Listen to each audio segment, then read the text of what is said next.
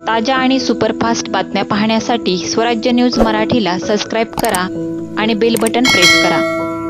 बाबा कादरी मस्जिद पंजाब तालीम परिसरात रविवारी रात्री झालेल्या दगडफेक प्रकरणात पोलिसांनी सीसीटीव्हीच्या आधारे आणखी चौघांची ओळख पटविली आहे।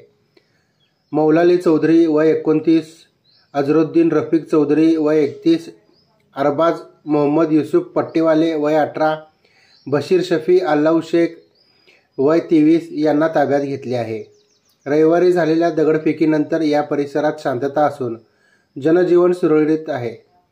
झालेल्या घटनेच्या पार्श्वभूमीवर पंजाब तालीम परिसर आणि बाबा कादरी मस्जिद परिसरात 24 तास शीघ्र प्रतिसाद दलाचे जवान तैनात आहेत। या प्रकरणी नवाब शेख, अशफाक शेख, शानू जब्बार व इतर 20 अनोळखींवर गुन्हा दाखल झाला आहे।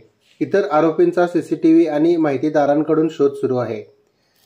दरम्यान या परिसरात भंगार दुकानदार समद उर्फ अल्लू मकेतून शेख याने अतिक्रमण करत तेथे भंगार दुकान थाटले होते।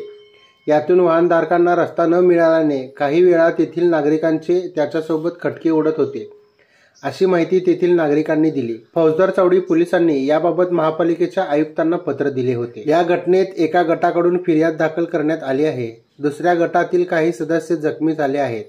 त्यांच्याकडून ही तक्रार नोंदविण्यात येण्याची शक्यता अधिकाऱ्यांनी व्यक्त केली आहे।